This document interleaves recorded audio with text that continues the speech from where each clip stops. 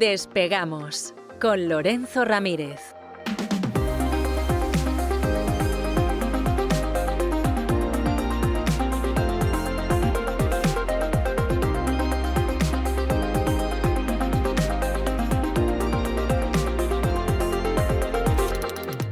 Corremos raudos y veloces hacia nuestro avión, atravesamos el umbral, nos tiramos en plancha sobre los asientos, nos abrochamos los cinturones, despegamos y nos vamos elevando por los aires hasta alcanzar nuestra altura y nuestra velocidad de crucero. A mi lado...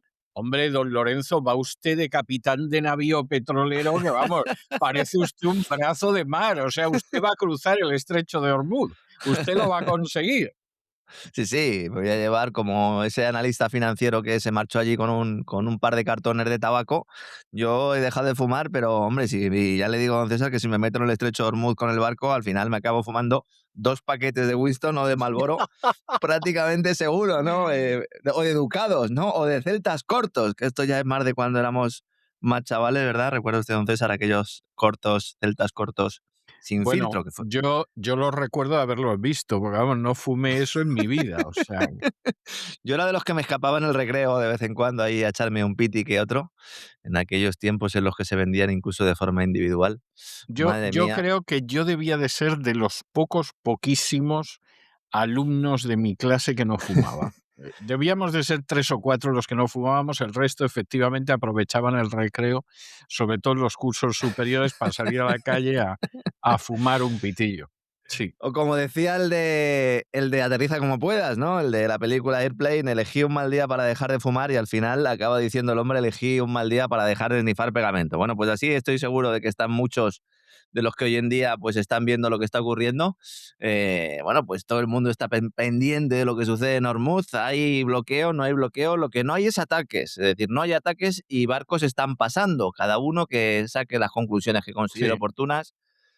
¿Hay bloqueo o no hay bloqueo? Bueno, los chinos ya dijeron en un principio que ellos tienen acuerdos firmados con Irán y que no van a mandar a ningún barco de vuelta. Prácticamente hoy desayunando, hora española, madrugada de Estados Unidos, había algunas informaciones que apuntaban a que un buque petrolero chino se había acercado a Hormuz y que se había dado la vuelta. Bueno, pues al final no sé si se dio la vuelta mucho o poco, pero en todo caso en estos momentos hay que decir que desde el supuesto bloqueo de Estados Unidos, y reitero lo de supuesto, 3 petroleros afectados directamente por este bloqueo han logrado desplazarse por el estrecho de Hormuz en este martes 14 de abril. Ya ayer lunes por la mañana pasaron algunos, lo contamos, pero ya, bueno, pues desde que se impuso ese supuesto bloqueo han pasado 3 grandes petroleros, según muestran datos de navegación que además ha recogido la agencia Reuters. Uno de ellos es un petrolero chino, sancionado directamente por Estados Unidos, el Rich Sterry, según datos proporcionados también por Kepler y por Marine Traffic. Otro petrolero también sancionado por Washington es el Murli Kishan. Y el tercero sería el buque Peace Gulf, con bandera de Panamá, que suele transportar nafta iraní. Es decir, que estos 3 buques, que además, bueno, no es que haya dudas sobre su procedencia, es que acabo de dar incluso los nombres, es decir, que les tenemos cogida claramente la matrícula, pues han conseguido pasar y van a seguir pasando porque hay una sensación y cada vez es más evidente, solo hace falta ver la evolución de determinados indicadores bursátiles de que la negociación entre Irán y Estados Unidos sigue en marcha, que la decisión de Trump de anunciar ese bloqueo pues será una decisión de cara a la galería para intentar mostrar que tiene algo con lo que negociar, cuando en realidad, bueno, pues de lo que se está hablando fundamentalmente es de uranio, algo que ha dejado claro J.D. Vance. Ahora vamos a analizar también una entrevista que ha conseguido a Fox News, donde ha mentido bastante y ha dicho también alguna verdad que vamos Bueno, a ir bien. exponiendo aquí. También es verdad que en estos momentos los bancos norteamericanos están proporcionando resultados y, bueno, pues si alguien se extraña de que estén ganando dinero a puertas, es que no se ha enterado de qué va la película. JP Morgan, BlackRock, los grandes gestores, los grandes gigantes financieros están comunicando resultados récord. Bueno, pues en un entorno constante en el cual pues todas las crisis, todas las emergencias acaban siempre beneficiando a los mismos, pues esos mismos son los señores de Wall Street, que en estos momentos, insisto, si uno analiza un poco la evolución de las cotizaciones bursátiles, descuentan algún tipo de acuerdo entre Irán y Estados Unidos. Con una Meloni, además, que acaba de anunciar prácticamente en tiempo real la suspensión de la renovación automática de un acuerdo de defensa entre Italia e Israel.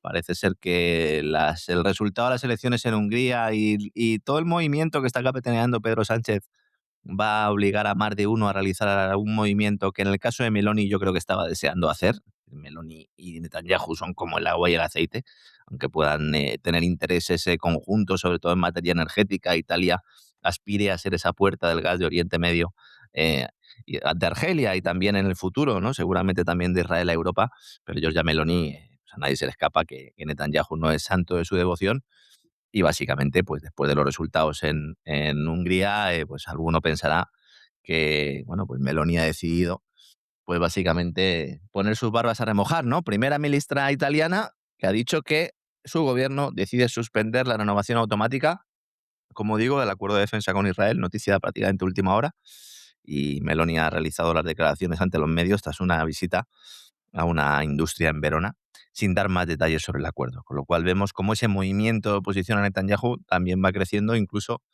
entre aliados de Estados Unidos o entre países que aspiraban a ser la puerta también de Estados Unidos a Europa. Mientras tanto, Macron y Starmer, pues haciendo lo único que saben hacer, que básicamente es dar vueltas en el ring como si fueran boxeadores noqueados, sin tener ningún mando, ni ninguna voz, ni ningún voto, ¿no? Emmanuel Macron y Keir Starmer, que van a copresidir este viernes en Brasil una videoconferencia, ya ni siquiera viajan, ¿no? ¿Sabes, no?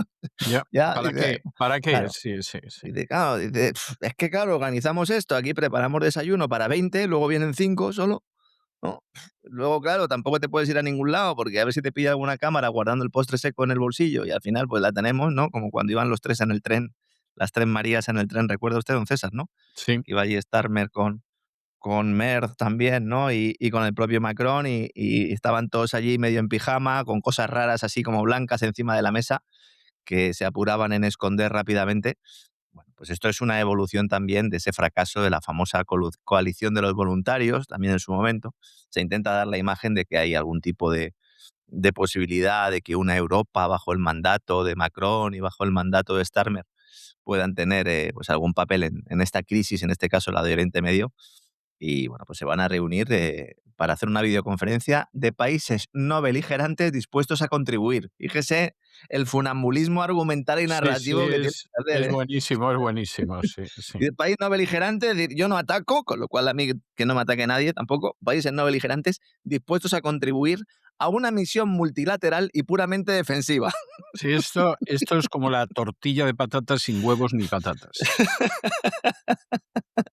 Exactamente, todo en el estrecho de Hormuz. Dice, oiga, pero si le solicitó Donald Trump ayuda, dice, no, no, es que nosotros no vamos a atacar, vamos a defender.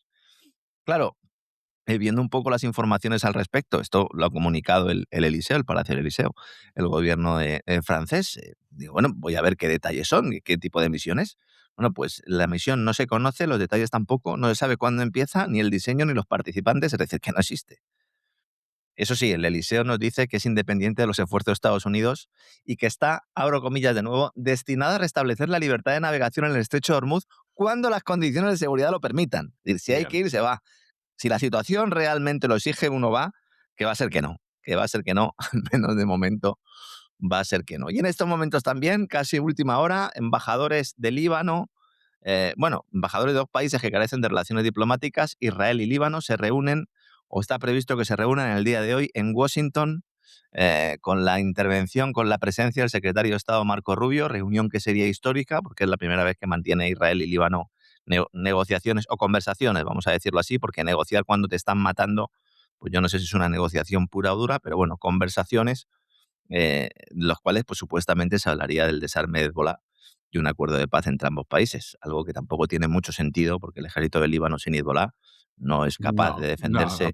pero es obvio, vamos. Hombre, evidentemente eso es lo que quiere Israel, Claro, pero claro.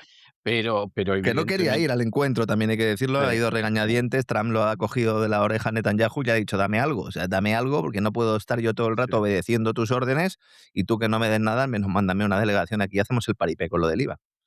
Entonces, bueno, el último encuentro fue en 1983, durante la guerra civil libanesa y con el país bajo ocupación militar, tanto de Israel como de Siria. Entonces fue la última vez que se sentaron. En todo caso, el Líbano, el jefe de Hezbolá, pues lo que ha dicho es, señores, ¿qué hacen ustedes sentándose con los israelíes que nos están invadiendo, oiga, que nos están ocupando? No tiene ningún sentido que se sienten con ellos, pero bueno, esta es un poco la última hora. Y luego el presidente de China, Xi Jinping, que esta semana es el hombre más ocupado del mundo, Recibió ayer a Sánchez, por cierto, declaraciones elogiando a España y elogiando el papel de Sánchez. Sánchez otra vez posicionándose internacionalmente. Ayer Sí, lo sí. avanzábamos un poco y se confirmó.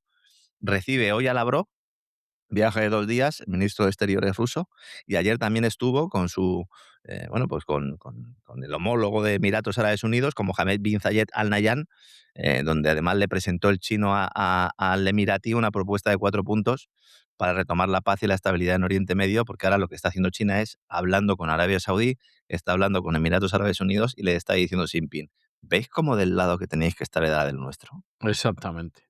¿No? ¿Veis cómo al final lo que tenéis que hacer es entrar en los BRICS y con el comercio, con lo que vosotros tenéis, con lo que nosotros tenemos, hacer negocios y dejaros de cantos de sirena? ¿Veis cómo al final acostarse con el lobby sionista hace que cuando amanezcas te hayas orinado en la cama? ¿Ves cómo al final ese acuerdo para mantener el petrodólar va a ser un problema para vosotros, sobre todo si se mantiene toda esa área en constante esfuerzo bélico? Pues ahí lo tenemos, ¿no? Y China presentándose ante el mundo como garante de la paz, diciendo que el cierre del estrecho de Hormuz es peligroso e irresponsable, y ahora ya no le pueden criticar los americanos, porque claro, como ahora los que lo están bloqueando son los americanos, pues no pueden decir nada al respecto. Esa sería un poco la última hora de encuentros que se están produciendo en estos momentos. La prensa norteamericana asegura que las negociaciones entre Irán y Estados Unidos se mantienen, van a continuar.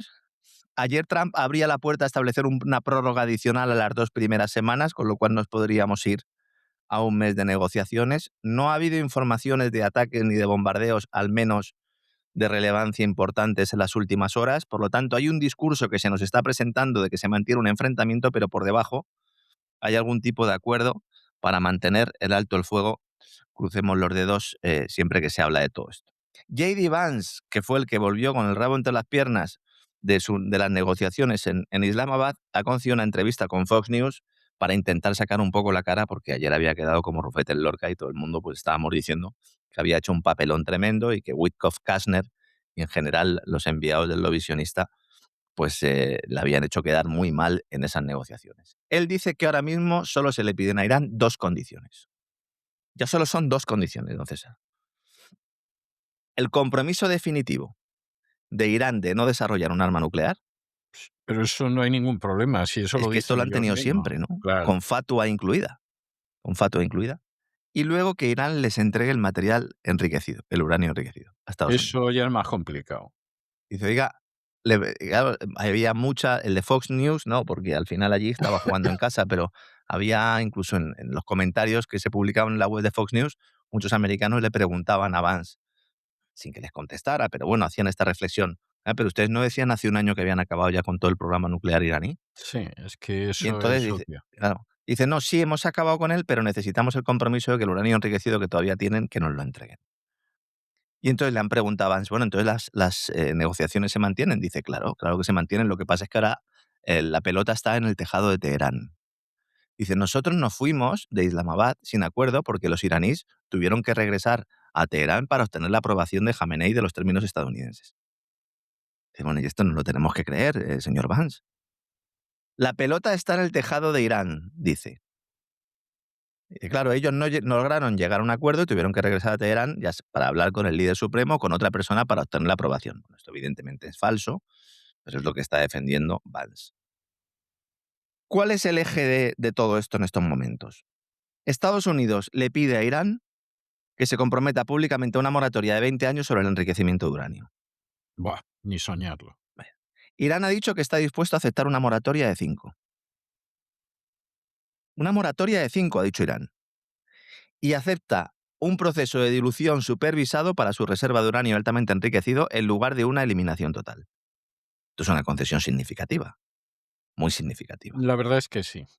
Sí. Estados Unidos quería que el material se sacara físicamente del país, lo intentaron en la operación aquella del disfrazada Que de salvar salió al soldado como sí, Ryan, ¿era, no? salió como el rosario de la aurora. Exactamente. Y entonces Irán dice, miren, nosotros vamos a destruir parcialmente el material bajo supervisión norteamericana. Es decir, eso son posiciones conciliables, absolutamente conciliables. Esto permitiría a los iraníes alegar que no han renunciado de forma permanente a su derecho en virtud del Tratado de No Proliferación Nuclear a producir su propio combustible nuclear para uso civil, porque establecer una moratoria de 5 años no significa renunciar a ello. Y esto sería lo que estaría poniendo Irán sobre la mesa. ¿Qué hay que decir? Que los iraníes ya presentaron una propuesta muy similar el pasado febrero, Sí, sí, en Ginebra. sí. Era prácticamente lo mismo, prácticamente lo mismo. Y luego está la cuestión de Hormuz, que ya al establecer la administración norteamericana un bloqueo, si lo retira, si retira ese bloqueo, la administración norteamericana lo puede vender como una concesión. Esto es otra estrategia negociadora básica. Dice, bueno, pues yo en el día de mañana retiro ese bloqueo y tú también retiras ese bloqueo, Irán. Lo que pasa es que Irán dice, sí, yo voy a retirar el bloqueo, pero voy a cobrar un peaje y con el dinero que consiga de ese peaje y con el dinero que consiga de la venta de hidrocarburos, que vosotros ahora me vais a dejar ya vender en A, sin sanciones, yo voy a proceder a reconstruir parte de la industria y parte de la producción petrolera que vosotros os habéis cargado. Es así como están las cuestiones en estos momentos. Es decir, todo el tema de Hamás, de Hezbolá, la cuestión de... No, todo eso queda en un segundo plano. Es decir, ahora solo se está hablando sobre el plazo para suspender actividad nuclear, lo cual pues, indica que podría haber margen para un acuerdo siempre y cuando pues, se llegaran a un territorio intermedio entre los 20 y los 5 años. Funcionarios de la Casa Blanca dicen que no se ha concretado ninguna reunión en el futuro, pero que se está debatiendo otra ronda de negociaciones presenciales. Por eso la bolsa está subiendo en las últimas horas, fundamentalmente. Dijimos, algo se sacará Trump de la manga justo antes de que entre en vigor el bloqueo de Hormuz. Pues básicamente es todo esto que les estoy contando. ¿Qué pasa? Y este es el elemento adicional de engaño que nos hace pensar que en un momento dado Irán no puede seguir con estas negociaciones o que podría romperlas. Con estas conversaciones que tienen lugar durante las casi 20 horas de negociaciones, Vance llama a Netanyahu, ayer lo contamos. ¿Por qué? ¿Por qué llama a Netanyahu? Pues fundamentalmente porque quien se opone fundamentalmente a que Irán tenga un programa de uranio enriquecido es Israel, no es Estados Unidos, es Israel. Pero claro. Claro. Entonces le dice, oye, Benjamin, ¿no? Yo no sé cómo se dirigirá él, don Benjamin, señor Netanyahu, Mr. señor Netanyahu, presidente, ¿no? seguramente sí, o Mr. ¿Cómo? President. Mr. Netanyahu. Mr. Netanyahu. O Bien. puede ser que sea Mr. First Minister.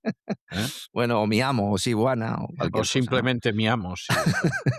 Y entonces dice, oye, Benjamin, mira, esto lo tenemos ya, nosotros decimos 20, ellos dicen 5, podemos salir aquí a anunciar que estamos llegando a un acuerdo sobre el uranio enriquecido y vamos, y miel sobre hojuelas. Y entonces le dicen a Netanyahu, ni de broma. Esto ni de broma.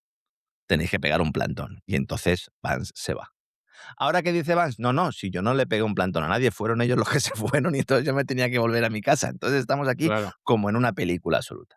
¿Qué pasa? Que el domingo por la mañana la delegación iraní creía que estaban cerca de un acuerdo inicial. Dice, bueno, pues si ya hemos conseguido, al menos en las negociaciones, cuando hay muchos puntos complicados y la situación está tan enquistada como en esta situación, normalmente lo que se hace es, bueno, vamos a olvidarnos en lo que no nos vamos a poner de acuerdo ni de broma y vamos a ver qué aspecto podemos acercarnos para iniciar unas negociaciones. Así se hace siempre, ¿no? Y dice, bueno, ¿nos podemos poner de acuerdo en torno al uranio? Dicen los iraníes, nosotros no vamos a renunciar al uranio enriquecido. Y entonces dice Estados Unidos, nosotros tampoco queremos que renunciéis, queremos establecer una moratoria. Bueno, pues vamos a sentarnos. Entonces, en ese contexto, la delegación iraní dice, bueno, pues igual llegamos a un acuerdo. Y entonces Vance da esa conferencia de prensa que usted mencionó ayer, en la que culpa a Irán por el fracaso y está detrás Jared Kushner prácticamente henchido de gozo porque todo se vaya al garete. Y es entonces cuando se montan el Air Force 2, que es como el Air Force One, pero para el vicepresidente. Ahora mismo, Pakistán, Egipto y Turquía están trabajando en una serie de documentos para que se vuelva a producir otra reunión entre Irán y Estados Unidos. El ministro de Exteriores egipcio vuela a Washington esta semana para reunirse directamente con Marco Rubio. El ministro de Exteriores turco está hablando con ambas partes y está proponiendo una extensión del alto el fuego de 45 a 60 días para mantener abierta la ventana de negociación. Y el ministro de Exteriores turco ha dicho algo que va al corazón del asunto. Ha dicho, si el tema nuclear se convierte en un todo o nada, específicamente sobre el enriquecimiento, las conversaciones van a chocar contra una pared seguro. Entonces, si se puede derivar esto a algún tipo de moratoria, lo que no ha dicho el turco es Israel pasa por el aro, entonces se podrá llegar a un acuerdo. Con lo cual, no está la situación como para tirar cohetes, pero gracias a eso, los cohetes que tienen destino a infraestructuras civiles nos están lanzando. Quedémonos con eso. Pero el tiempo va corriendo. El tiempo va corriendo sobre todo para el resto del mundo. Los últimos petroleros en atravesar el estrecho de Hormuz antes de la guerra, el 28 de febrero, están programados para llegar a las refinerías alrededor del 20 de abril. Y a partir de ahí, punto de inflexión crítico que puede desencadenar en escasez física de petróleo, de derivados de petróleo, de combustibles en Europa y en Estados Unidos en cuestión de semanas, según estaba admitiendo esta mañana el propio Financial Times. Si uno mira a Irán, mirando los petroleros dentro del Golfo Pérsico, más el almacenamiento en tierra, Irán, si se mantuviera un bloqueo real, ojo, que como digo, de momento esto está siendo un poco de teatro, pero si Irán no pudiera exportar petróleo, necesitaría en unos 10-15 días empezar a cerrar pozos o reducir mucho la producción, como hicieron el resto de países del Golfo Pérsico hace unas semanas, por motivos evidentes, ¿no? Ya hemos comentado que en muchas ocasiones, bueno, pues no se puede cerrar la instalación porque luego tendría un coste impresionante volverla a abrir, pero bueno, la reduces al mínimo. ¿Esto incitaría a Irán a cambiar su enfoque en la negociación? Bueno, pues lo dudo mucho, porque si atendemos al tema de los ingresos, Irán ha disparado los ingresos por petróleo en un 50% en las últimas semanas y podría retrasar exportaciones hasta principios de mayo, es decir, podría aguantar. ¿Puede aguantar la economía mundial hasta principios de mayo con restricciones de petróleo y con restricciones de productos refinados y con restricciones de fertilizantes? Bueno, pues hay grandes dudas, ¿no? De hecho, los informes de los bancos de inversión en estos momentos lo que están apuntando es eso, que el tiempo corre y que, bueno, que el impacto económico puede ser enorme y que en unas 2 semanas podríamos ver este impacto como golpea claramente a Occidente. JP Morgan, además de presentar resultados, también publicaba un informe en las últimas horas indicando también estas fechas, ¿no? Indicando que el colchón se agotaría en mayo, porque quiere decir que si permaneciera cerrado con una limitación notable, veríamos cómo recortes en las refinerías se hacen endémicos, como no habría posibilidad ni siquiera de liberar reservas petroleras, los inventarios comerciales de la OCDE alcanzarían mínimos operativos, el mercado dejaría de absorber el impacto, el shock y comenzaría a racionar, como están en muchos países del sudeste asiático. Dice JP Morgan que, que el mundo tiene 6 semanas para encontrar una solución a esta crisis. JP Morgan, 6 semanas. 6 semanas, 6 pues semanas. estamos buenos. El mercado de futuros está descontando que se va a producir un acuerdo, porque el mercado de futuros no está experimentando un incremento del precio del petróleo notable. Apunte, porque esto también hay que sabérselo. Hay una diferencia clara entre el precio del petróleo en el mercado de futuros y el que se paga al contado. Es decir, el petróleo físico, el que están comprando las refinerías en estos momentos, está alcanzando una prima histórica. Se están pagando $35 sobre el precio. Porque claro, como no hay suficiente para todos, pues se paga una prima para conseguirlo antes. No hay petróleo y la competencia por el poco que hay es atroz. Entonces, Claro. poco a poco vamos a ir viendo desconexión entre el precio del futuro y el que se paga en mercado spot, como nos pasaba también con la crisis del gas, ¿verdad? Que veíamos cómo había algunos buques con gas natural licuado que salían de puerto con un destino y sobre la marcha se cambiaba ese destino porque había otro que pagaba más. En una subasta en tiempo real que se producía mientras el barco realizaba el trayecto. Pues en este caso, la refinería que quiere conseguir petróleo hoy no se va al mercado de futuros, no, se va al mercado físico y tiene que pagar una prima porque el que tiene ese petróleo dice, a mí me da igual lo que pongo en el mercado de futuros, yo te lo voy a vender por una prima de 35, de 40 o de $50. Con lo cual también importante, porque si uno mira los inventarios, ahí sí que vemos indicadores de emergencia. Y con los hogares sufriendo el impacto en sus bolsillos, empezando por Estados Unidos. Empezando por Estados Unidos. La inflación se ha disparado, los precios al consumidor se han disparado. En estos momentos, los precios al consumidor en marzo en Estados Unidos han subido al ritmo anual más rápido de los últimos 2 años. Los precios de gasolina se han disparado. Los salarios están Sí. perdiendo poder adquisitivo. Bueno, eso es innegable. Eso ya se lo adelanto yo a usted, ¿eh? Los ingresos semanales medios, que en Estados Unidos hay gente que Son cobra semanales. semanalmente, ¿verdad? Sí, sí, Bien, la mayoría de la gente cobra semanalmente. han caído en marzo. Han caído, descontando la inflación, un 0,9%. Es la caída mensual más importante desde junio del año 2022. Y luego el mercado laboral estadounidense está sufriendo. Es decir, cambiar de trabajo para ganar más ahora mismo, según la situación del mercado laboral norteamericano, siempre decimos que Estados Unidos es muy grande y que la alegría va por barrios, ¿no? Pero en términos nacionales, en estos momentos hay una lentitud en la contratación evidente. Muchas empresas están buscando formas de recortar gastos, incluida la mano de obra. Trabajadores corren cada vez más el riesgo de ser despedidos. Hay industrias pujantes, sobre todo la tecnológica, que están despidiendo miles de trabajadores y realizando anuncios prácticamente todas las semanas. Y luego un dato que me parece tremendo, y muy revelador, que es que el número de horas que trabajan los estadounidenses cada semana ha caído a niveles inferiores a los de antes de la pandemia. Esto es algo que en España pues, era bastante común y lo hemos comentado aquí en alguna ocasión, ¿no? Miren el indicador de las horas trabajadas para ver realmente si hay empleo o no hay empleo. Bueno, pues Estados Unidos, el mercado laboral está sufriendo. Y claro, el plan era, bueno, pues como el mercado laboral estaba sufriendo y como Estados Unidos, ayer lo dijimos, ¿no? En el último trimestre de este año ha crecido una exigua una décima, pues entonces la idea era bajar tipos de interés e intentar apretar un poco la economía para que vía reducción de costes de financiación pues se siguiera creciendo. Pero claro, con un entorno inflacionario como el actual, ¿va a bajar la Reserva Federal los tipos de interés? No parece.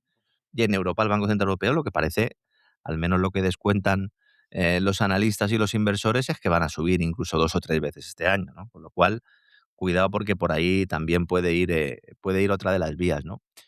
Cuando se habla de destruir la demanda, se estarán refiriendo a eso. Y miren, hay gente que no termina de comprender, bueno, pero ¿cómo puede ser que ahora se suban los tipos de interés si hay una situación de crisis, hay una situación de que no hay suficiente oferta petrolera? Esto dispara precios, si tú encima me subes los tipos de interés, me asesinas, ¿no? Me ejecutas. Miren, esto es relativamente sencillo de entender, lo cual no implica que no nos enerve porque nos debe enervar. Antes de la guerra contra Irán, antes del primer ataque de Estados Unidos, voy a dar unas cifras aproximadas, ¿de acuerdo? Para que la gente lo pueda entender. Y no vamos a entrar en la cifra exacta porque entonces yo creo que nos perdemos en datos. Antes de ese momento, el mundo producía alrededor de 100 millones de barriles de petróleo al día, aproximadamente. ¿Cuánto consumía? Básicamente casi lo mismo, unos 100 millones de barriles de petróleo al día, ¿de acuerdo? Cuando había excedente, pues más reservas. Luego hay países que por cuestiones estratégicas compran mucho más de lo que consumen. China sería uno de ellos. Bueno, en términos mundiales, aproximadamente oferta y demanda casarían 100 millones de barriles de petróleo al día. Ahora, el mundo produce entre 85 millones y 90 millones de barriles de petróleo al día. Esto significa que alguien tiene que dejar de consumir entre 10 millones y 15 millones de barriles. Que no es ninguna tontería. No. Dice, ¿quién? Aquí está la clave. ¿Quién va a dejar de consumirlos? Por eso hay una batalla ahora geopolítica y geoestratégica en torno a los hidrocarburos. Esto es la destrucción de la demanda. Claro, dice, ¿cómo podemos conseguir ajustar esta demanda a la reducción de oferta? Es decir, ¿cómo conseguimos reducir esos 10 millones y 15 millones de barriles?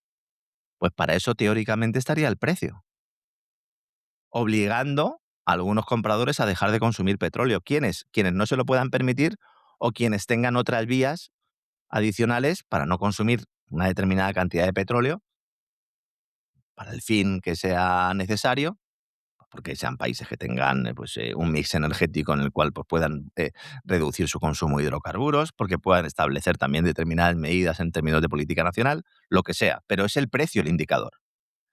Si tú subsidias el precio para evitar el impacto dentro de los sectores productivos de ese incremento energético, la demanda no cambia.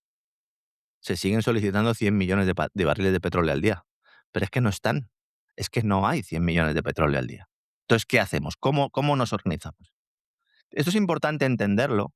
Yo soy el primero que estoy a favor de precios más bajos de petróleo, de que haya exenciones fiscales y de que en un contexto de guerra, que además los ciudadanos son siempre las primeras víctimas, no tienen por qué pagar los platos rotos. Pero si tú subsidias, al final el ciudadano lo está pagando sin darse cuenta, a través de impuestos, a través de mayor presión fiscal, a través de destrucción de la economía, y al final no se produce esa reducción del consumo entre 10 millones y 15 millones de barriles. Y esto es lo diabólico del asunto, porque la destrucción de la demanda se provoca ¿cómo? Pues desde los bancos centrales y desde los gobiernos. Entonces, mientras los gobiernos, que es a los que tenemos que votar, nos dicen no os preocupéis, os subsidiamos la energía, los de los bancos centrales a los cuales no votamos nos suben los tipos de interés. Efectivamente, Claro, efectivamente, sí. pero todos Sí. trabajan para el mismo amo, claro, que es el mismo al que llamaba J.D. Vance en su momento, ¿no? Claro. Entonces, esto hay que tenerlo clarísimo. ¿Qué están haciendo monarquías petroleras? Esperanza. Vamos a dar también ¿Hay países que están recuperando potencia de producción petrolera? Sí, Arabia Saudí. Arabia Saudí en estos momentos está negociando con Irán y con Estados Unidos para recuperar su oferta petrolera. La infraestructura petrolera de Arabia Saudí a través del oleoducto este-oeste está consiguiendo, sobre todo en los últimos días, elevar una producción que se había hundido. En los últimos días de marzo, los envíos a lo largo de este oleoducto han alcanzado 4,5 millones de barriles por día, que esto es a pesar de un atraque con drones la semana pasada que dañó una de las estaciones de bombeos, una cifra importante. Arabia Saudí ha restaurado desde entonces el oleoducto a su capacidad total de 7 millones de barriles por día, con 2 millones consumidos de forma doméstica y hasta 5 millones disponibles para la exportación, y que es la única ruta alternativa más significativa para sacar crudo de los países del Golfo, evitando el estrecho de Hormuz. Problema que tiene que salir por el estrecho de Bab al-Mandab, y los hutíes dijeron que si había bloqueo norteamericano iban a bloquear ellos el estrecho de Bab al-Mandeb. ¿Lo han bloqueado los hutíes? De momento no. ¿Por qué? Porque seguramente no haya bloqueo norteamericano, que es mi tesis. Mi tesis es que el bloqueo norteamericano es un circo, es un teatro que no se está realizando. Esa es mi tesis, según los datos que estoy exponiendo en el día de hoy, y veremos si esto pues, se mantiene o no se mantiene, ¿no? Ya dijimos ayer que va a hacer Estados Unidos, va a bombardear un barco chino. Pues bueno, puede pedirles los papeles, puede pedirles documentación, pero al final, pues ese bloqueo no se está haciendo efectivo. Mientras en el ámbito bancario, también muy relevante, la Reserva Federal se está preparando para el colapso del mercado del crédito privado con un agujero de unos 2 billones de dólares. Por primera vez en más de una década, la Reserva Federal ha comenzado a pedir directamente a los bancos de Estados Unidos que entreguen sus cifras de exposición al mercado de crédito privado, que son cifras que no se auditan, que no se fiscalizan. Y esto es algo que el tipo de movimiento que hacen los reguladores cuando dejan de confiar en las cifras públicas y comienzan a prepararse para un estrés real. ¿Es que la Reserva Federal no confía en las cifras de los bancos? No, la Reserva Federal ayuda a los bancos a ocultar sus cifras, como ha sucedido siempre en todo momento y lugar. Entonces, la agencia Bloomberg acaba de informar que la Reserva Federal se ha puesto en contacto de forma oficial con los principales bancos de Estados Unidos para obtener información detallada sobre cuánto riesgo están asumiendo de las firmas de crédito privado. Recordemos que en estas firmas de crédito privado cogieron paquetitos de préstamos, los hicieron fondos de inversión, y cuando ahora muchos de esos inversores han intentado recuperar su dinero, les han dicho que naranjas de la China. Y lo que le pregunta la Reserva Federal a los bancos es, oye, ¿qué exposición tenéis? Y esto puede generar un contagio al sistema financiero de forma amplia. De esto es de lo que estuvieron hablando fundamentalmente los grandes bancos con la Reserva Federal y el Tesoro en esa reunión que nos dijeron que había sido por el auge de la inteligencia artificial y por la nueva herramienta de Anthropic, Mythos, Claude. En realidad de lo que están hablando es de esto. No están hablando del impacto de la inteligencia artificial en los mercados, están hablando del mercado de crédito privado, están hablando de la posibilidad de que después de la guerra contra Irán, muchos países opten por las criptodivisas y que vayan abandonando el dólar para determinados intercambios comerciales. Es esto lo que les está preocupando en estos momentos. ¿Esto es muy grave o no es grave? Vamos a ver, en las últimas semanas, 3 de los fondos de crédito privado más grandes del mundo han limitado los retiros de los inversores. BlackRock, JP Morgan, Cliffwater, Blue Owl Capital. Y al mismo tiempo, el ejecutivo de Apollo, John Cito, ha dicho públicamente que las valoraciones de capital privado están equivocadas en todos los frentes.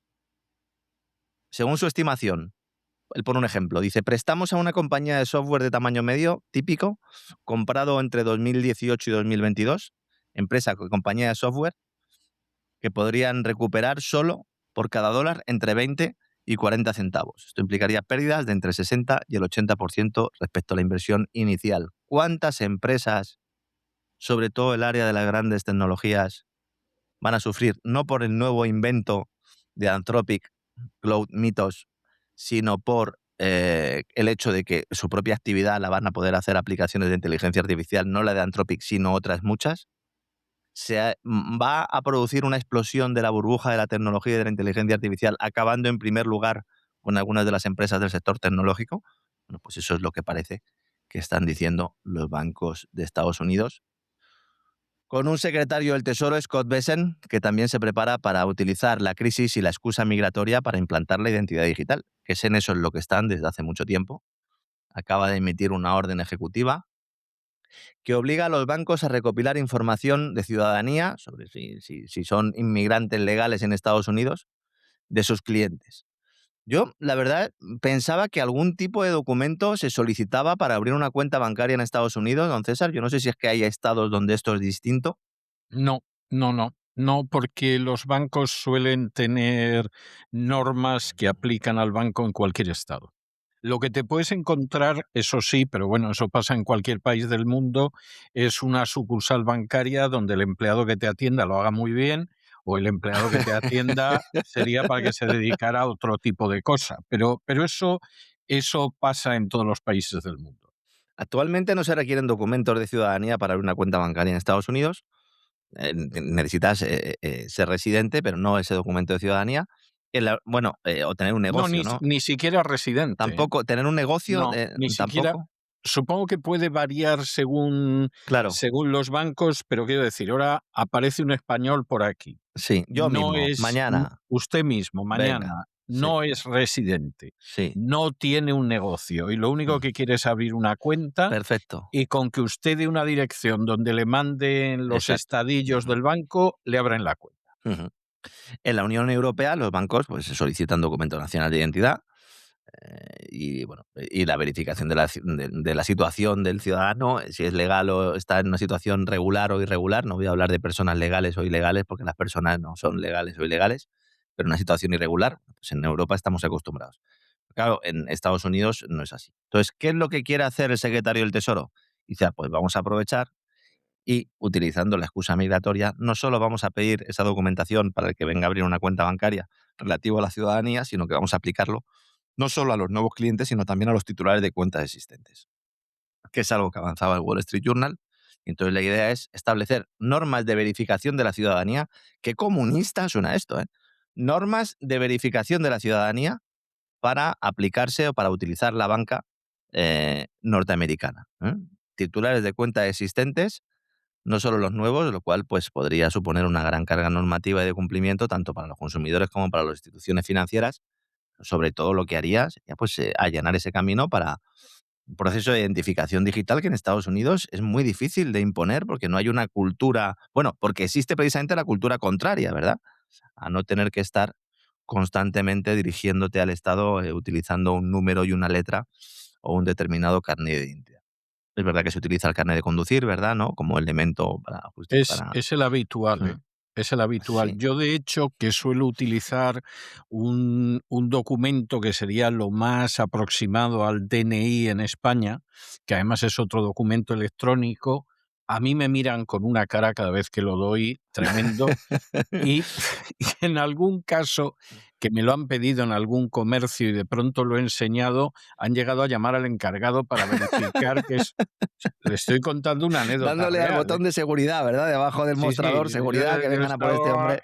no, no, le llamaba directamente. Yo recuerdo una vez pagando en el supermercado y de pronto la cajera me pidió un documento y como en vez de sacar el carnet de conducir, saqué este documento y se lo di, se quedó mirándolo como diciendo ¿esto qué es? Y llamó al encargado porque diría, a ver si esto, en fin, va a ser un A ver si documento este que sea señor es como Tom Hanks en el de la película de La Terminal, ¿no? Que realmente no exactamente, tiene... pero luego lo gracioso del asunto es que te hagas una cajera en un supermercado y, sin embargo, para votar en muchos sitios en este país no te pidan un documento de identidad. O sea, es de Para eso el esas cosas que politiquero llama es la el que trabaja el estupendamente, ¿no? politiquero, como lo llaman, efectivamente, sí, señor.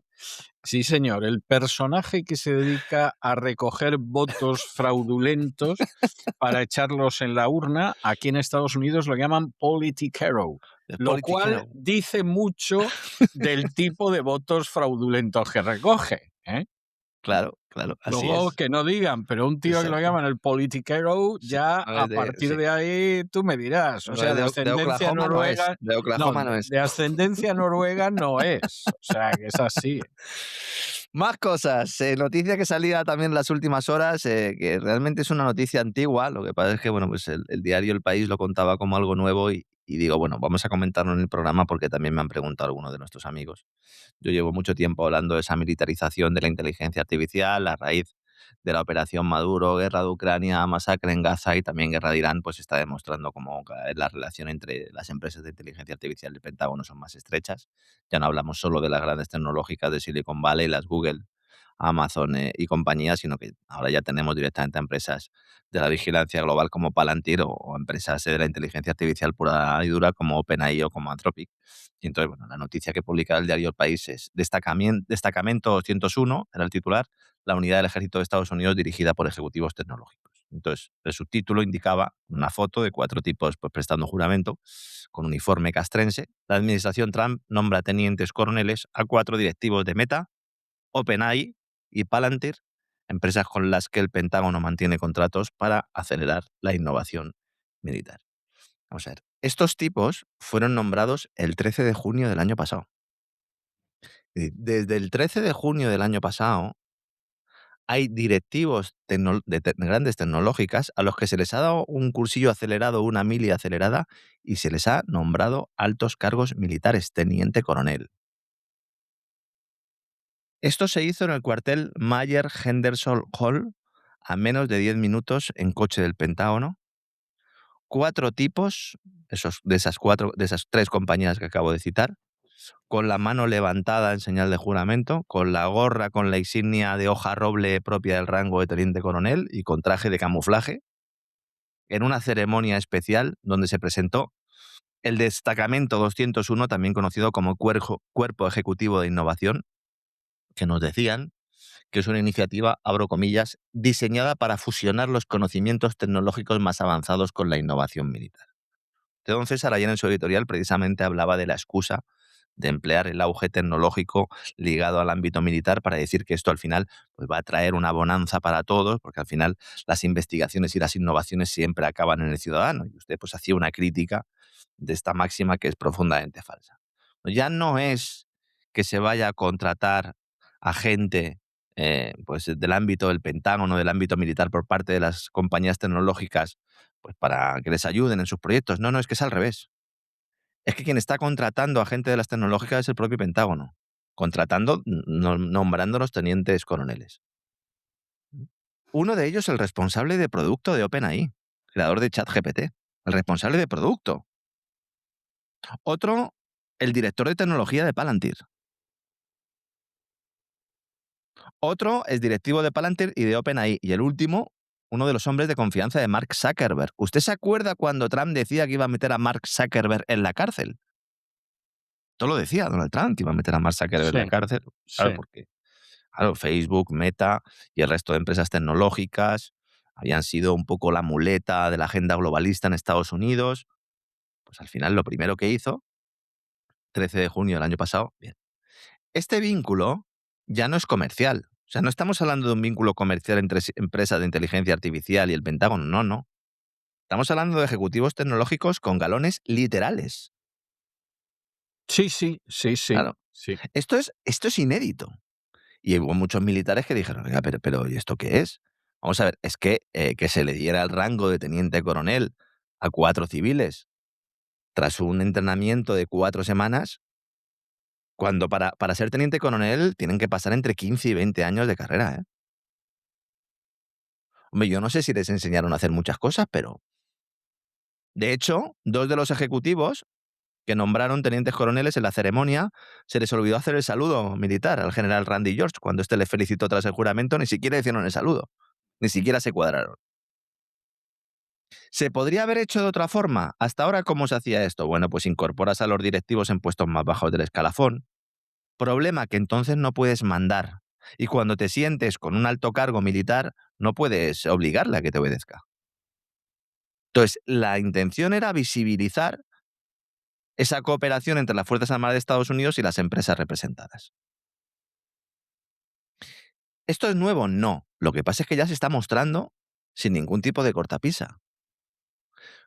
Trump en el primer mandato hablaba de los tecnomagnates y de los tecnobillonarios en los mismos términos que ha utilizado Pedro Sánchez en España. Sí, sí. Les atacaba ferozmente. Ya digo, llegó a sugerir que iba a meter en la cárcel al fundador de Meta, a Mark Zuckerberg, después de que éste suspendiera indefinidamente las cuentas de Trump en Facebook o Instagram tras el asalto al Capitolio. Recordemos, ¿no? Recordemos. Cuando Trump se propone ese segundo mandato, todo cambia. Elon Musk, principal mecenas y estratega en el ámbito tecnológico. Peter Thiel con J.D. Vance. Y con las elecciones ya ganadas y antes de asumir la presidencia, fueron desfilando todos por la residencia de Mar-a-Lago, incluido Mark Zuckerberg. Sí. Y luego coge y dice, bueno, nombrarme ahí a 4 chavales de los vuestros y los voy a hacer tenientes coroneles. Y la contratación de funcionarios del Pentágono por parte de las tecnológicas no es una novedad. Meta, por ejemplo, ha contratado a exmilitares, como he dicho antes, había un reportaje de Forbes hace unos años explicando cómo intentaban vender los servicios de realidad virtual e inteligencia artificial al gobierno federal. Esto es propio de países totalitarios. Hay que ser muy claro al respecto, ¿eh? Porque una cosa es que tú utilices herramientas de inteligencia artificial y las ajustes a tus intereses bélicos, lo cual todos los países lo han hecho y lo seguirán haciendo. Y otra cosa es fusionar la sociedad civil y la sociedad militar en una especie de corporatocracia donde ya no se sabe quién está tomando las decisiones y quién está obedeciendo. Sobre todo porque el Pentágono no dice esta boca es mía.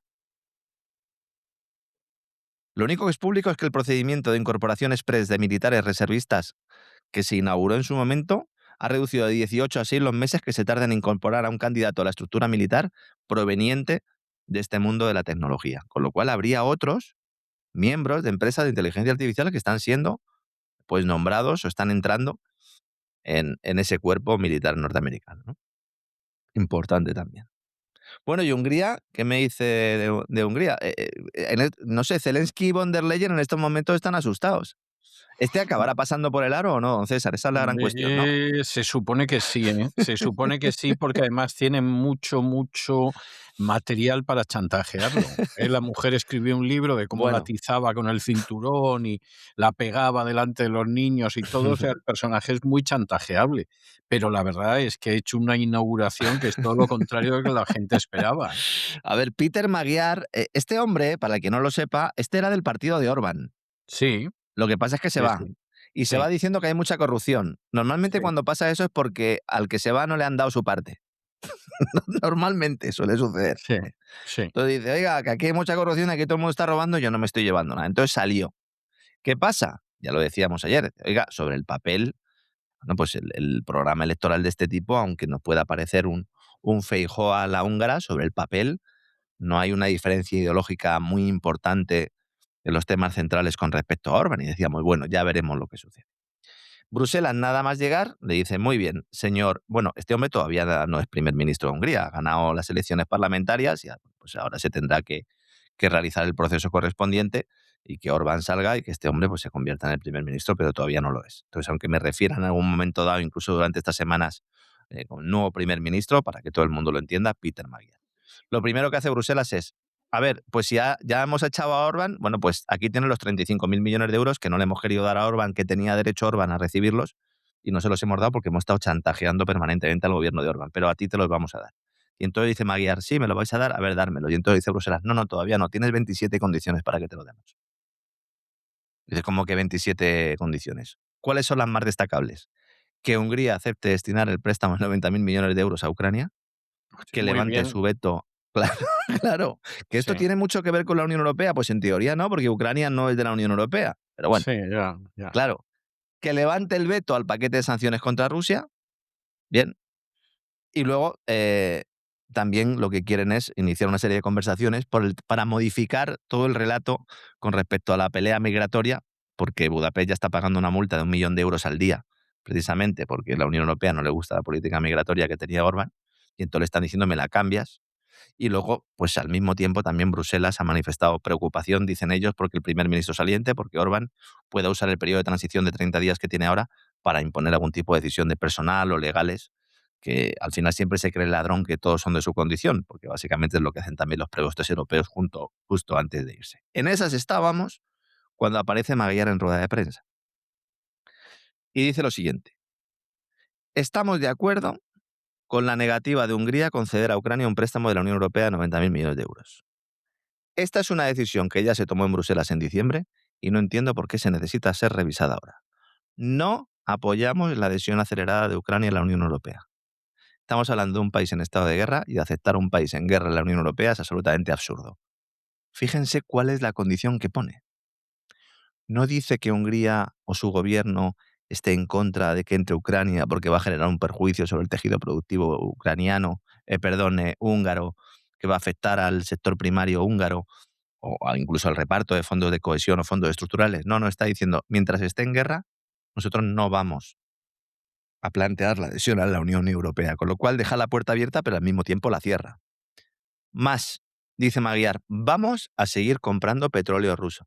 Pues claro. ¿Pero a quién se lo van a comprar? ¿A quién le va a comprar Hungría el petróleo, señores? ¿A quién le va a comprar el gas? ¿Qué otras posibilidades tiene? ¿Hungría tiene mar? No, no tiene mar. Tiene que recibirlo todo por oleoducto. Y tiene que recibirlo por un oleoducto que pasa por Ucrania, que ha estado bombardeando Ucrania de forma consistente. Y luego ha dicho, y esperamos que la Unión Europea levante las sanciones a Rusia después de la guerra, porque nosotros queremos seguir teniendo relación económica y diplomática con Rusia. Y luego también ha exigido que Kiev resuelva el tema de la ley de idiomas y que permita que la minoría húngara use legalmente el húngaro en Ucrania, que no se puede, porque ya sabemos que hay un apartheid hacia todo lo que Totalmente, no sea ucraniano. totalmente. Bien, pues de momento les ha salido rana. ¿Durante cuánto tiempo? Pues ya veremos. Ya veremos si le chantajean, no, o si directamente es que este hombre, antes de llegar al cargo, no quiere ya entregar la cuchara, como hizo Friedrich Merz en Alemania, que le faltó tiempo al hombre para bajarse los pantalones. Igual este aguanta con los pantalones puestos, pero cuidado porque este moderado no es tampoco, ¿eh? Peter Magyar moderado no es y veremos por dónde sale. Y ya pues casi para ir acabando también algunas otras noticias que quería comentar. Seguramente no conozca la mayoría de nuestros queridos suscriptores que han condenado al gigante cementero francés Lafargue por financiación del terrorismo en Siria. Un tribunal de París ha condenado a la empresa como persona jurídica y a 8 antiguos directivos por financiar, pagar a yihadistas en el año 2013 y 2014 para mantener activa una fábrica durante la guerra en Siria contra el régimen de Bashar al-Assad. Guerra en la cual el régimen o el gobierno de al-Assad se enfrentaba a unos yihadistas que son ahora los que están en el gobierno. Sí. Entonces, fíjense cómo es el mundo. Un tribunal de París condena a una empresa francesa por financiar al mismo que ahora Occidente ha puesto de presidente de Siria. Condenado por financiar grupos proxies como el Frente al-Nusra, que era Al-Qaeda en Siria, que son los que están ahora en el gobierno, o el ISIS, para derrocar al Assad y también pues para realizar atentados de falsa bandera en suelo europeo. ¿Sabe quién fue ejecutivo de esta compañía francesa? Hillary Clinton. Ah, pues muy bien. La Fundación Clinton también estuvo con donaciones de esta empresa. Así que vemos cómo los tentáculos se van extendiendo. Y bueno, pues el director ejecutivo de esta empresa ha sido detenido y llevado a dependencias policiales. Tiene 69 años, también se lo digo, y la Fiscalía Nacional Antiterrorista considera que, bueno, pues que se dieron directrices claras desde la cúpula de la compañía para mantener la actividad de esta fábrica y para financiar a este frente. Seguramente tiene todos los visos con el paraguas, ¿no?, de los servicios de inteligencia norteamericanos, que en este caso la protección parece que no ha servido de mucho, aunque veremos si esto luego se recurre en los tribunales. Y hablando de operaciones encubiertas y tal, vaya pillada que le han hecho a la jefa del MI6 saliendo de la reunión del grupo Bilderberg en Estados Unidos, ¿eh?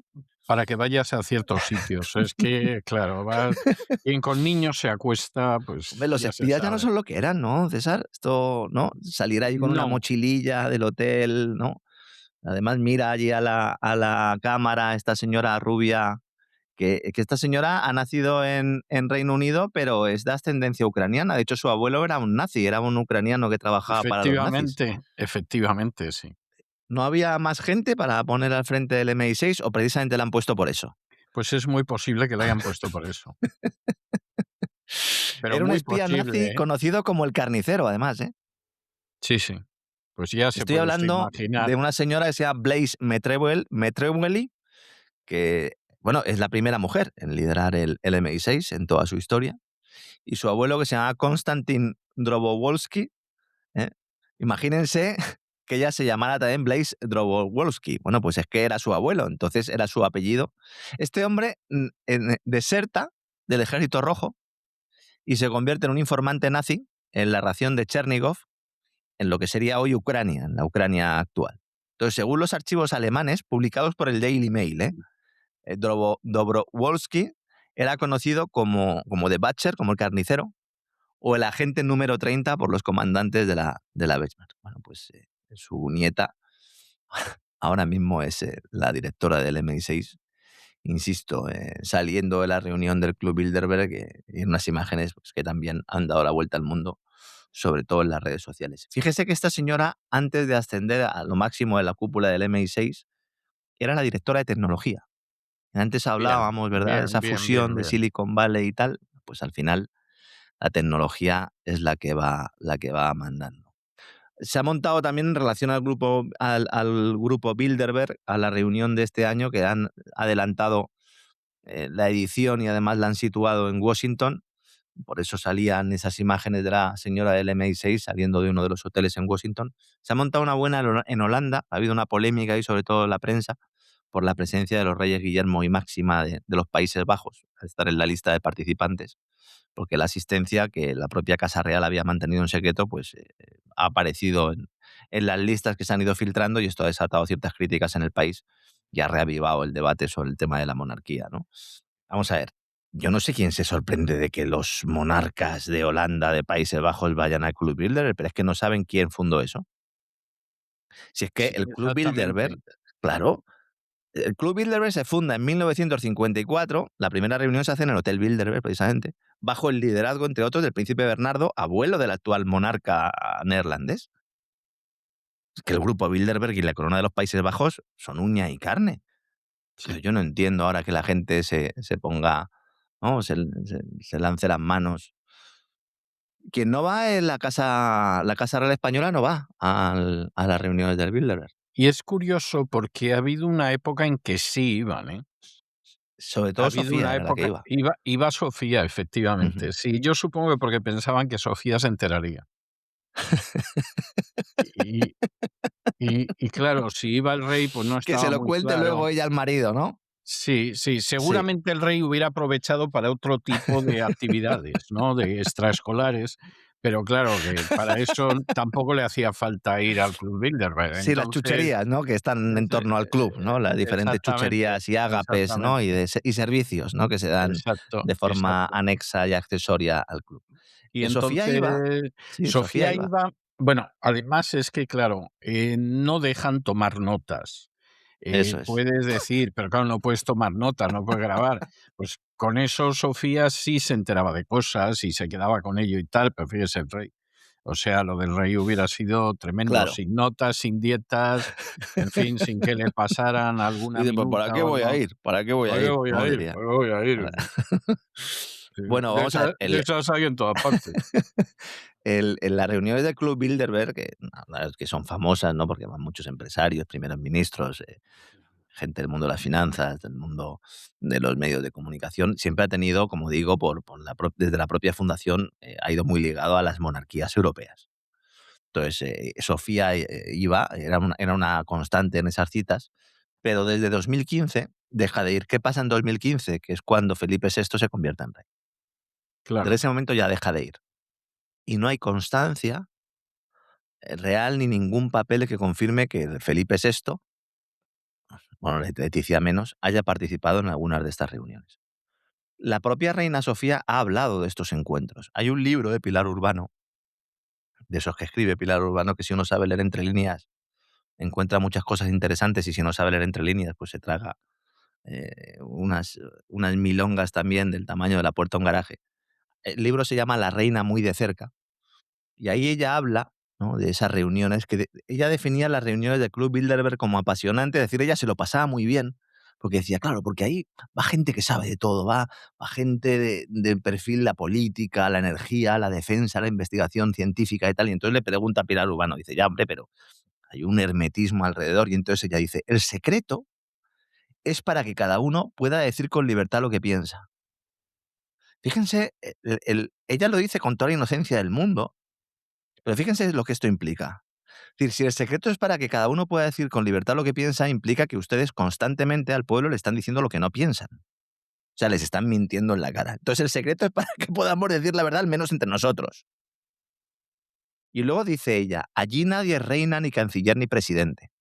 Es una manera de igualarlos a todos, a igualarlos como ovejas. Si son altos cargos, son gente que pertenece a las élites dominantes, pero que cuando llegan allí sucede como en las sectas, que les rapan a todos el pelo y les dan la misma ropa para que no haya diferencias. Pues esta es un poco la idea. Por cierto, que la reina Sofía también, una enamorada del ocultismo y de todo el tema paranormal en relación con los extraterrestres. Y de todas las cuestiones que tienen que ver con la India, etcétera, Ah, es también. muy de eso. Sí, es muy mucho de la India, desde hace muchísimo tiempo, ¿eh? De hecho, en una de las primeras historias que se le conocieron al rey, allá por los años 70, o sea, fíjese usted si hace tiempo de esto, estuvo a punto de no volver de la India. Bueno, de hecho, su hermana, esto lo compartía también con su hermana Irene, que estaban muy ligados también a todo el tema del Claro, hinduismo y el budismo, claro, ¿no? claro, Sí, sí. efectivamente. Y compartían también fascinación por lo esotérico. De hecho, hay unas reuniones, y esto lo sabe muy poca gente, para que vean ustedes que al final es que no, cuando contamos determinadas cosas nos quedamos cortos, hay mucho más debajo.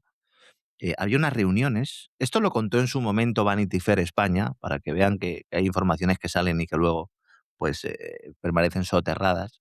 Había unas reuniones semanales en un hotel en el centro de Madrid, a los cuales iba la reina Sofía y iban otros personajes, y allí se debatía sobre ovnis, sobre civilizaciones perdidas, sobre vida en otros planetas, reuniones a las que fueron representantes de la NASA e incluso el que luego posteriormente sería ministro, el astronauta Pedro Duque. Fíjese qué cosas, ¿eh? Parece ser Sí, que Juan Carlos I le tomaba el pelo con esto. Parece ser que Juan Carlos I sí, le porque tomaba el Juan pelo. Carlos estaba en otras cosas, pero en pavadas de este tipo no. O hay una anécdota en un viaje a Perú, donde están las famosas líneas de Nazca. Estas que han dado de comer a tantos, ¿verdad? Las líneas de Sí, Nazca. sí, sí, hay que ver la cantidad de gente que vive de los platillos volantes, o sea, Y entonces estaban allí sobrevolándolo esto, para el que no lo sepa, pues son unas líneas, pues que se ven desde el cielo y tal. El que haya leído a von Däniken, pues me parece muy respetable, pero el libro lo puede utilizar de calzador si tiene alguna mesa coja, ¿no? Bueno, por pues estaban ejemplo. sobrevolando esas líneas de Nazca y entonces varios periodistas, cuando ya aterrizan y tal, le regalan una piedra con una supuesta inscripción alienígena, porque hay algunos que defienden que esto es alienígena, ¿no? Y entonces Juan Carlos dijo: ¿sabes lo que pone, Sofía? Bebe Coca-Cola, Sofi, bebe Coca-Cola. Bueno, pues ese era el rey al que evidentemente no ibas a mandar al Bilderberg. Mejor que fuera la mujer, desde luego. No, No no, tengo no, ninguna no, duda. no, no, ¿Eh? no, no, no, no. Además es que es así, y además es que Juan Carlos en estas cosas es muy escéptico, vamos. Yo creo que lo sigue siendo, ¿eh? Yo creo que lo Empezar sigue con siendo. Hormuz y acabar con las líneas de Nazca, con ovnis y Coca-Cola, difícilmente superable, don César. Sí, sí, Vaya sí, vuelo el de hoy. Vaya sí. vuelo el de hoy. Y bueno, pues espero que dentro de toda la sorna del cinismo, de la ironía, que también sale a borbotones en este programa, pues espero que hayan tenido una foto fija, al menos de lo que está ocurriendo en estos momentos, última hora de lo que está sucediendo en Hormuz, y veremos si somos capaces de escaparnos, ¿no?, de esta crisis económica, motivada, orientada y provocada por los mismos de siempre, ¿no? Aunque en estos momentos pues intenten ponerse de perfil para decir que la cosa no va con ellos y que toda la culpa la tienen unos señores con turbante, que son muy malos y nosotros somos muy buenos. Entonces, Bueno, y por otro lado, además, señores con turbante que procuran que tengas un lío con lo de los señores con turbante que, vamos, no te aclares en la vida, ¿eh? No solamente sunitas, no te chiitas. aclares, sino que además te creas que son como los que vienen de Marruecos, o sea, que ya es Bueno, el última colmo. hora, don César, Bruselas dice que lo de desbloquear los fondos a Hungría, que de momento no, ¿eh? Que de momento no le van a dar el dinero a Magyar, que hasta que no pase por el aro, de momento no le van a dar un euro. Así que vamos a tener aquí una batallita. No sé hasta qué punto también puede ser de cara a la galería, para que parezca que este hombre no es un peón de Bruselas. Rápidamente lo veremos en unas semanas, en unos meses, podremos ver realmente cuál va a ser el camino de Hungría y también lanzar ese aviso a navegantes a otros países que se habían acercado a Estados Unidos y que consideraban que gracias a Estados Unidos podrían pues mejorar su papel o su presencia dentro de la burocracia europea, con una Meloni que, como decíamos al principio del programa, pues parece que también está poniendo pies en polvorosa. Sí, es así. Vamos a ver al final. Hombre, Meloni, que ha visto lo que ha pasado en Hungría, dice: a mí no quiero que me pase esto. O sea, Claro, es las que al cosas final la como gente te son. puede echar del gobierno, claro. Es que te puede echar del gobierno. Claro. No, y es que además, vamos a ver, si vamos a estar al lado de alguien es para sacar beneficio. O sea, para no sacar beneficio, no. O sea, es que no tiene ningún sentido el meterte en un fregado, en hacerte la foto con alguien y luego te pase como al Partido Popular con Bush. O sea, Claro. no tiene Sí, sí. ningún sentido. O sea, esa Bush y es con la- Tony Blair. Y con Tony Blair, efectivamente. O sea, si de ahí vas a sacar algo, pase. Como le pasaba a Tony Si te Blair. van a volar con- 4 trenes y tal, entonces no. Entonces, no. Es algo de sentido común, o sea, no le vamos a dar más vueltas. En fin, muchísimas gracias por todo, Lorenzo, y nos volvemos a encontrar mañana. A usted siempre, don César. Hasta mañana.